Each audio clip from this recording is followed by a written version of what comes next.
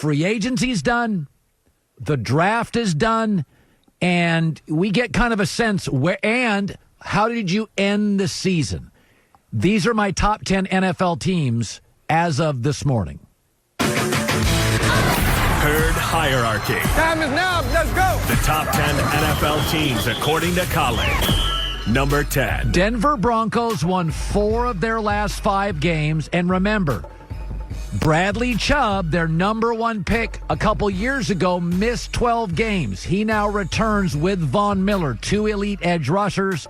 They got Jerry Jeudy, my favorite wide receiver in the draft, and had a sneaky good free agency. They added running back Melvin Gordon, defensive tackle Jarrell Casey, who's underrated, and A.J. Bouye, the corner.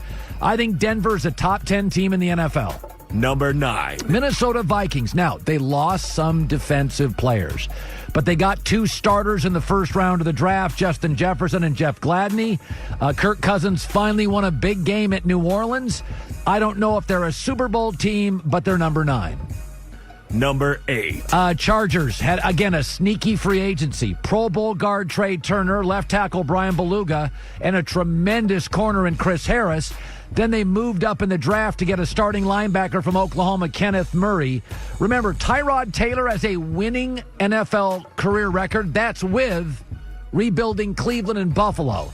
This is a really good football team, the LA Chargers. Number 7. Tampa Bay Buccaneers, again, sneaky. They won 4 of their last 6 last year, despite Jameis Winston's turnovers. They add Brady, Rob Gronkowski, and I thought had a great draft. Tristan Wirfs will start at right tackle. Antonio Winfield now starts at safety, and they bought in another running back along with Ronald Jones from the SEC, in Keyshawn Vaughn from Vanderbilt. And they also, again, they played very well at the end of last year. Number 6. The Seattle Seahawks. I may have them lower than they deserve. Russell Wilson came off his best year, 5 career interceptions, lowest season of interceptions in his career. Jordy Brooks, the linebacker from Texas Tech, will start. They also brought in Quentin Dunbar at corner through free agency, will start. Greg Olsen, tight end, and Brandon Shell, right tackle. Seattle was very good at the end of last year, and I think they've solved some of their weaknesses. Number 5. Philadelphia. Again, I don't really care about their draft picks after the first, that being Jalen Reagor, the TCU receiver, because he'll start. They also brought in a top corner, Darius Slay, and they brought in a sneaky wide receiver, Marquise Goodwin from San Francisco. He's not a 1, but he's a sneaky good wide receiver who can be your 3, Philadelphia at 5. Number 4. New Orleans Saints were a very good football team that brought in Emmanuel Sanders and Malcolm Jenkins, receiver, safety, respectively. 2 starters, 2 total adult grown-ups. Love them. Then they went out and got Zach Bond, the linebacker from Wisconsin, a former high school quarterback who turned into a tackling machine for the Badgers, and Cesar Ruiz, a better pass-blocking than run-blocking center from Michigan, but he should start. Number 3. San Francisco 49ers got rid of DeForest Buckner in a trade to Indy. Then they go out and get Javon Kinlaw, a defensive tackle, to replace him. Also add a Pro Bowl left tackle in Trent Williams, who Kyle Shanahan knows from D.C. Brandon Ayuk, a wide receiver. They lost Emmanuel Sanders. They bring in an explosive receiver. It looks like to me San Francisco is no worse off than last year. I think Trent Williams, if he's healthy, is probably right now an upgrade at left tackle over an older Joe Staley. Number 2. Kansas City. They didn't have to make a bunch of moves. They bring back 20 of 22 starters. So the Super Bowl champs don't have a lot of spaces. They did upgrade at running back, getting LSU's Clyde Edwards-Helaire, who is an excellent pass-catching running back. Perfect for Andy Reid's system. So they don't have a lot of areas of need, 20 of 22 starters back. But the area that I think they could use a little help, is running back, and they added a guy that could be a potential starter very soon for Andy Reid and the Chiefs. Number 1. I think the Ravens have had an unbelievable offseason. First of all, Calais Campbell they brought in, who's just a terrific player for them. Then they add Patrick Queen from LSU, a linebacker, who's just a thumper. J.K. Dobbins, I don't love him as much as I loved Jonathan Taylor at Wisconsin, but he will play immediately. And this is a team I thought underachieved in the playoffs, but played really good football from game one to the end of the season.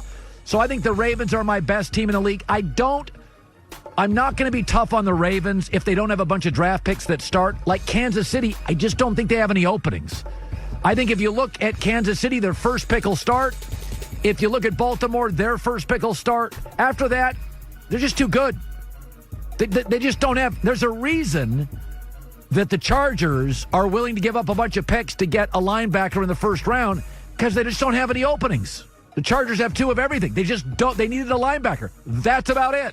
They solved their guard and their left tackle in the offseason with free agency.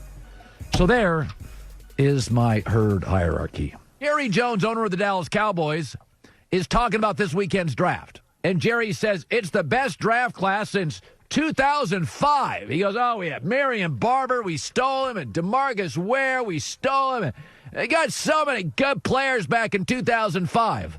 That's interesting. What Jerry doesn't mention is that the reason the 2005 draft class looks really good is because the following year, 2006, Tony Romo started playing quarterback, and they made the playoffs immediately. DeMarcus Ware is irrelevant if you're 5-11 or 6-10. Nobody cared about Calais Campbell until the Jags had a really good season. Otherwise, he's just disappearing in Florida. Now, teams bidding on him. Yeah, the reason Marion Barber looks like a steal in 2005, because in 2006, Tony Romo starts and gets you to the playoffs, and people actually see him. This league's all about quarterback and coach. That's it. If Mike McCarthy and Dak work, then this will look like a great draft. CeeDee Lamb, 800 yards, couple of touchdowns. Man, it's really... If Dak and Mike McCarthy don't work, and they haven't had OTAs, and that we may have no preseason... It doesn't matter. I mean, let's ask yourself right now. Do you think it's a coincidence that the teams favored to win the Super Bowl, go look at Fox Bet or Vegas, are all the teams that have really good head coaching quarterback combinations? There's really no exception. In my opinion, here are 1 through 10 the best quarterback and coaching combinations. Mahomes and Andy Reid, that'd be number 1. Russell Wilson, Pete Carroll's 2. For one more year, Breeze and Sean Payton, Carson Wentz and Doug Peterson, Lamar Jackson and John Harbaugh, Tom Brady and Bruce Arians, number 7, Garoppolo and Kyle Shanahan, number 8, Goff and McVay, number 9, Big Ben and Tomlin, though Tomlin can drive me crazy, and number 10, Aaron Rodgers and Matt LaFleur. And by 10, we're guessing on Matt LaFleur. We don't know if he's a good coach. Tennessee's offense got better when he left. Their offense popped this year when Matt LaFleur left. And Green Bay, Aaron Rodgers' numbers went down when he arrived. They didn't get better.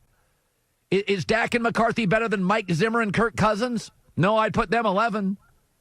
Is it better than Deshaun Watson and Bill O'Brien? Well, Dak ain't Deshaun. I'd put them at 12. What about Gruden and Carr, Frank Reich, Phillip Rivers? I mean, so the bottom line on all this stuff and all this drafting stuff, it's kind of nonsense. Who's your coach? Who's your quarterback? You could make so many mistakes in this league. You can have so many injuries like Philadelphia. The fact Philadelphia made the playoffs is all about Carson Wentz and Doug Peterson. I mean, where was New England good last year offensively? Receiver? Running back? Tight end? O-line? It was the first time their O-line struggled. They had the coach and the quarterback. That's why, at the end of the year, pretty interesting team, getting to the playoffs. So when I look at, wow, our 2005 draft in Dallas was great. No, Tony Romo starts the next year, makes the playoffs, and elevates all those players around him. That's the difference.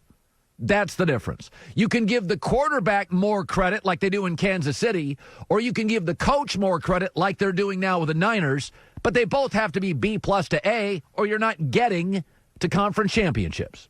Let's shift to this. The Packers were apparently, according to Ian Rappaport, determined to trade up for Jordan Love. They were, quote, adamant about getting him. They arranged multiple deals to trade up, including one deal in which the Packers would have moved up to number 27 in a trade with Seattle. No other team was this interested in Jordan Love. Now, I'm not going to criticize the Packers if they fell in love with Jordan Love, like Andy Reid fell in love with Patrick Mahomes. I'm not going to criticize them for that. When Kansas City said Brett Veach, the GM, fell in love with Mahomes, and they were right. So I'm not going to bang on the Packers if they really believe Jordan Love. And if you look at Jordan Love, he's big, he's strong, he's mobile, huge arm, huge sophomore year. Hey, let me ask you this. In 2 years, if Jordan Love is a really nice quarterback, are we any of us shocked? None of us are shocked. Some GMs maybe, but none of us would be. 6'4", 225, mobile, big arm, great sophomore year. None of us would be shocked after what we saw with Josh Allen. But what's remarkable with Green Bay, and this is where I'd push back on the Packers, they're not very good at evaluating their team. Green Bay was 13-3 last year. They were a 9-7 team. There's never been a 13-3 team in league history that was outgained. They were outgained. That's almost impossible to be 13-3 and outgained. Both Vegas and Fox Bet has the Packers pulling back 4 wins this year. They have them at a 9-win team. And before you push back, Green Bay, remember when Chicago a couple years ago, Joy, went 12-4 with Trubisky, and Vegas went, no. That is not what you are. You're an 8-win team, a 9-win team. What was Chicago this past year? So Green Bay was the luckiest 13-win team in the league. Let's look at the lucky breaks.